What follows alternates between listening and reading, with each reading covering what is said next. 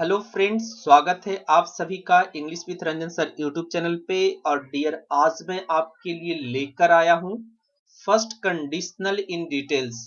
Dear, अभी तक आपने जो भी वीडियोस देखी होगी, चाहे हमारी हो या कहीं की भी हो, डियर फर्स्ट कंडीशनल को इतने डिटेल में नहीं बताया गया है।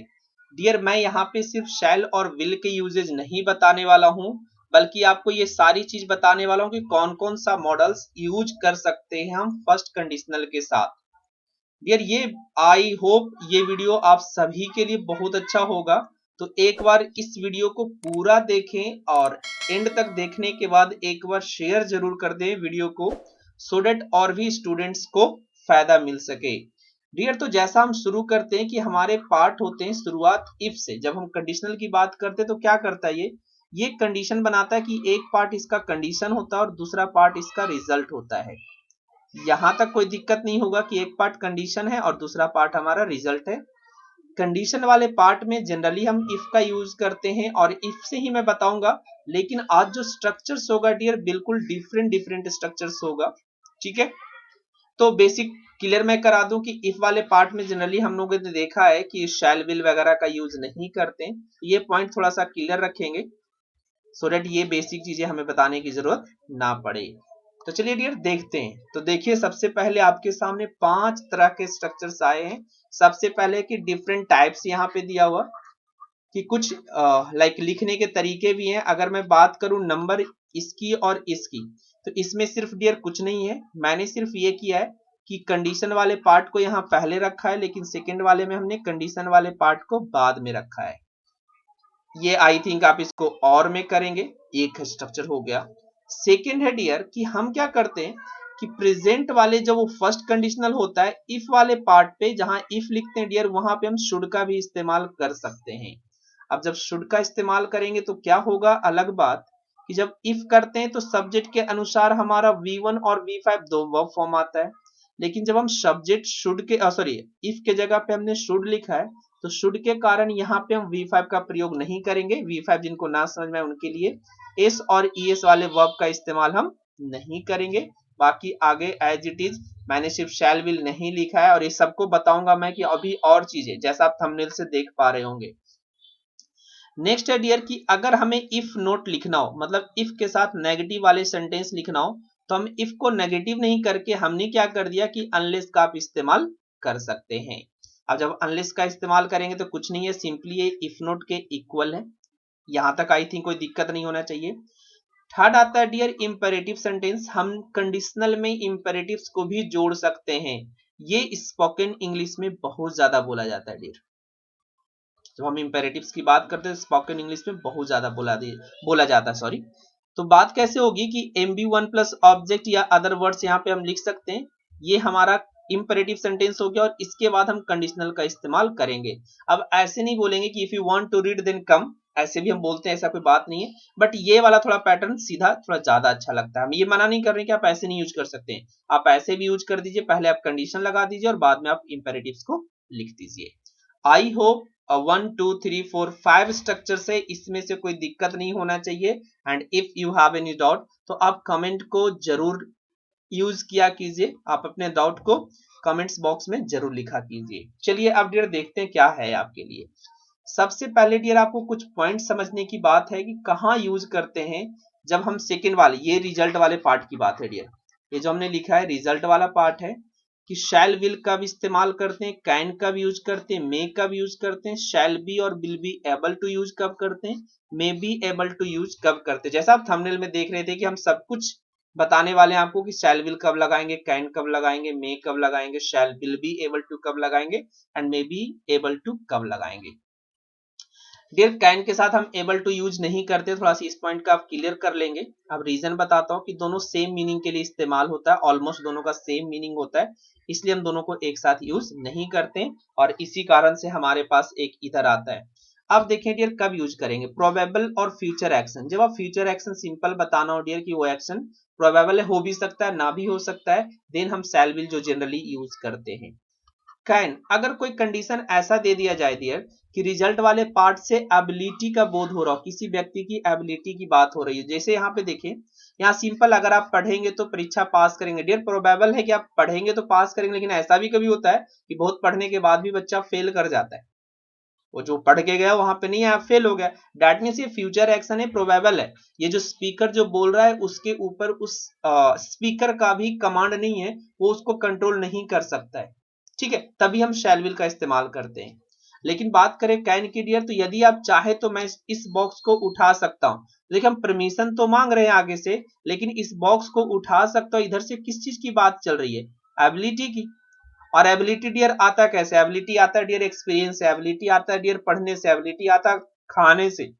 एबिलिटी हर तरह का हो सकता है। अगर हमें हमारे पास नॉलेज है, पढ़ाई वाली एजुकेशनल नॉलेज है, इट मींस हमने पढ़ा है और उसके बाद हमारे पास एबिलिटी आई है। तो डिफरेंट काइंड्स ऑफ एबिलिटी है जो कि कैन के थ्रू हम बताते हैं।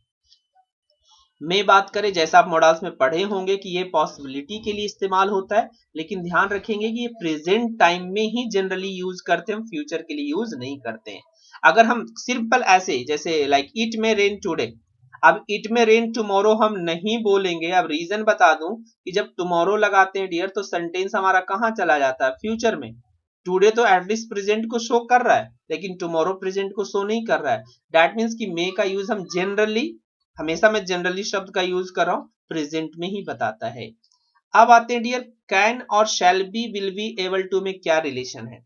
ये था ability in the present time, लेकिन शैल बी और विल बी एबल टू ये हमें बता रहा है ability in the future time.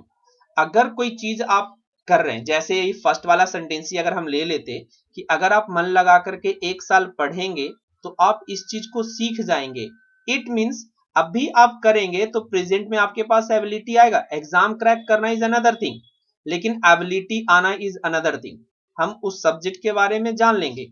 यदि आप 1 साल अंग्रेजी सीखेंगे तो आप अंग्रेजी बोल सकते हैं या बोलेंगे, हिंदी में कोई दिक्कत नहीं डियर। अब देखिए कि 1 साल अगर अंग्रेजी आप सीखेंगे तो एबिलिटी है कि भैया एक्सपीरियंस ही तो आता है। एबिलिटी आती कैसे? एक्सपीरियंस से। अगर आप चीजें सीखेंगे 1 साल तो 1 साल के बाद आप अंग्रेजी ऑफकोर्स बोल सकते हैं, लेकिन ये प्रेजेंट में नहीं है। ये कहाँ है? एबिलिटी फ्यूचर टाइम का है। तो हमें मे के जगह पे हमें यूज कर, सॉरी कैन के जगह पे यूज करना पड़ेगा शैल बी या विल बी एबल टू। जब आप ये बताना चाह रहे हैं कि एबिलिटी अभी नहीं है, प्रेजेंट में नहीं है, ये फ्यूचर में एबिलिटी हमारा होगा। नेक्स्ट है dear may be able to, इसको हम रिलेट करेंगे मे से। ठीक है, जब मे से रिलेट करेंगे तो देखेंगे कि possibility in the present time था और इसको हम कहेंगे possibility in the future time. अगर फ्यूचर में आप पॉसिबिलिटी बताना चाह रहे हैं तो हम एबल टू का यूज करेंगे। यदि आप उसे बोलेंगे तो कल वह आपके साथ जा सकता है, तो डियर ये संभावना है कि जा सकता है, जरूरी नहीं कि जाए। पॉइंट क्लियर है?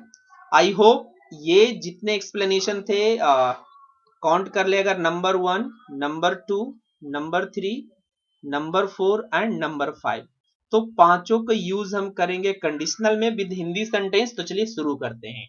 तो डियर हमने यहाँ पे पहला स्ट्रक्चर लिया है कि if plus V1 V5 plus object plus shall will can में, और मे बी एबल टू और shall will be able to हमने नहीं लिया है, वो भी हम बाद में आगे करेंगे। यदि आप ध्यान से पढ़ते हैं या पढ़ेंगे, जरूरी नहीं कि पढ़ेंगे ही लिखे, पढ़ते भी बोल सकते हैं, ठीक है, तो आप परीक्षा पास कर सकते हैं। तो if you study attentively you can clear the exam. ऐसा नहीं कि हम सर शैल विल लेकर के एकदम फिक्स कर बैठे, सर शैल विल ही तो आता है। तो डियर हमें देखना है कि बोल रहा है कि अगर अटेंटिवली आप पढ़ोगे तो you will be able to, आप में ताकत आ जाएगी कि आप परीक्षा पास कर सकते हैं। ठीक है, तो हम इसको प्रेजेंट इसलिए रखें कि हमने यहाँ पे कहीं टाइम देकर के इसको फ्यूचर में डिनोट नहीं किया है। अगर आपको लगता है कि सर ये फ्यूचर हो सकता है कि सर अभी तो देंगे नहीं हम परीक्षा, लेकिन ये भी तो हो सकता है कि आज हम पढ़े कल हमारा आ जाए, या आज ही हो सकती है। ठीक है, अगर आप ऐसा चाह रहे कि सर ये हमें फ्यूचर लग रहा है तो आप कैन को रिप्लेस कर सकते हैं किस चीज से? कैन क्लियर द एग्जाम या shall we will be able to clear the exam.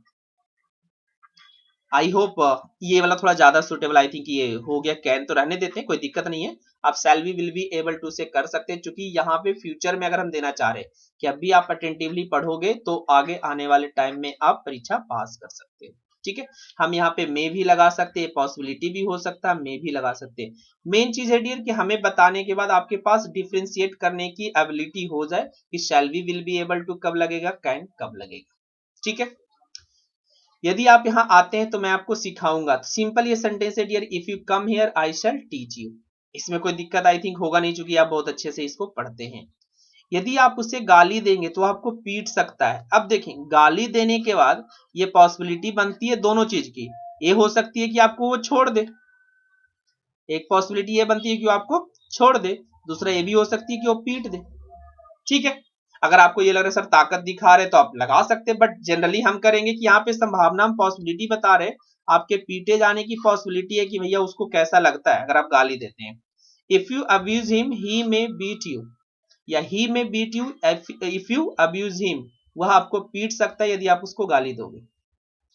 I hope दोनों 3 एग्जांपल से आपको ये वाला फर्स्ट वाला स्ट्रक्चर समझ में आ गया होगा। नेक्स्ट आते हैं डियर, यदि आप यहाँ आते हैं या आएंगे तो मैं आपको सिखाऊंगा। अब हमने बताया था कि जहां पे हम इफ लिख रहे थे वहां पे हमने क्या लिखा है, शुड, तो हम शुड का भी इस्तेमाल कर सकते हैं। Should you come here I shall teach you, should you come here I shall teach you.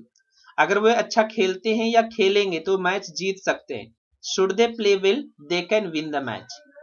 ठीक है, अब इस बात का यहाँ पे ध्यान रखेंगे कि जब हम शैल विल का इस्तेमाल करते हैं तो शुड का लगाते हैं, लेकिन जनरली जो मैंने पढ़ा है डियर कि अगर शुड का इस्तेमाल हो तो हम और अदर दूसरे में जो होता है पार्ट में, दूसरे में हम कैन कुड या मे का यूज करने से बचते हैं, बट मीनिंग के हिसाब से हम करते हैं।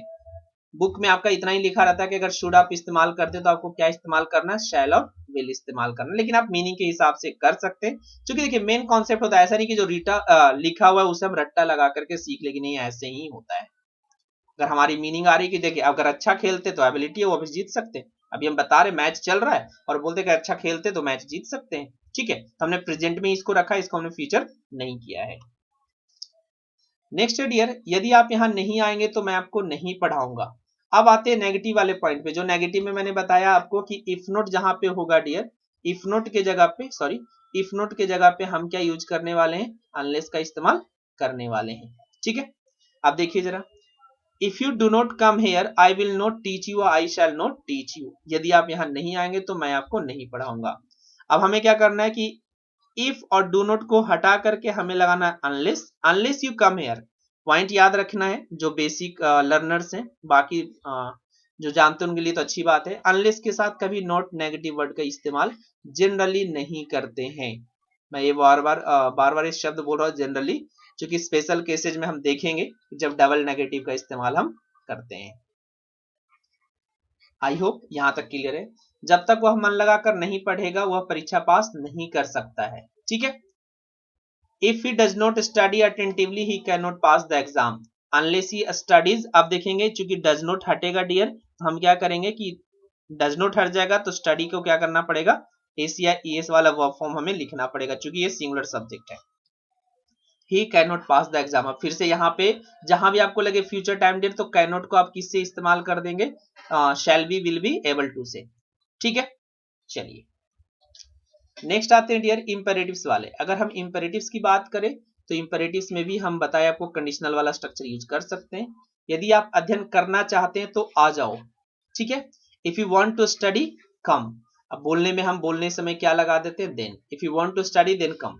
ठीक है, कोई दिक्कत नहीं, स्पोकन इंग्लिश में आप इसका इस्तेमाल कर सकते हैं, ये ज्यादा रूड या ज्यादा गलत नहीं होगा। Come if you want to study, आओ अगर आप सीखना चाहते हो। अगर आप अंग्रेजी सीखना चाहते तो इस वीडियो को अंत तक देखें। If you want to learn English watch this video till the end. अब हमने क्या किया कि कंडीशनल वाले पार्ट को हमने पहले लिखा है, या हम इसको उल्टा भी लिख सकते हैं, कोई दिक्कत नहीं है। Watch this video if you till the end if you want to learn English. I hope ये सारा का सारा कंडीशनल, फर्स्ट कंडीशनल समझ में बिल्कुल अच्छे से आ गया होगा कि डिफरेंट काइंड ऑफ स्ट्रक्चर्स हम इस्तेमाल कर सकते हैं, सिर्फ फिक्स्ड स्ट्रक्चर नहीं है कि शैल और विल का ही हम इस्तेमाल करेंगे। डियर वीडियो पसंद आए तो वीडियो को लाइक जरूर कर दीजिएगा, शेयर कर दीजिए वीडियो को।